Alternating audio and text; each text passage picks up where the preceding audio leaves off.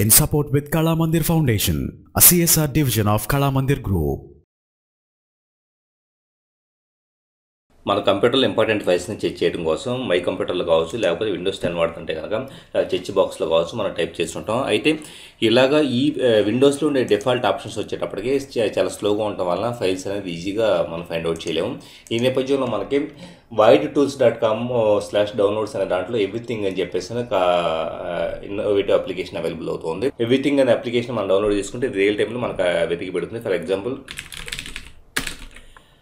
ఏదన్నా పదాన్ని నేను టైప్ చేసిన వెంటనే ఆటోమేటిక్గా పర్టికులర్ రిజల్ట్స్ అనేది రియల్ టైంలో కనపడుతూ ఉన్నాయి చూడండి. సో ఏదన్నా ఫైల్ మనం రైట్ క్లిక్ చేసేసి అంటే మనం సింపుల్గా క్లిక్ చేసినా కూడా ఆ పర్టికులర్ పాత్ అనేది మనకు ఓపెన్ అయిపోతూ ఉంటుంది.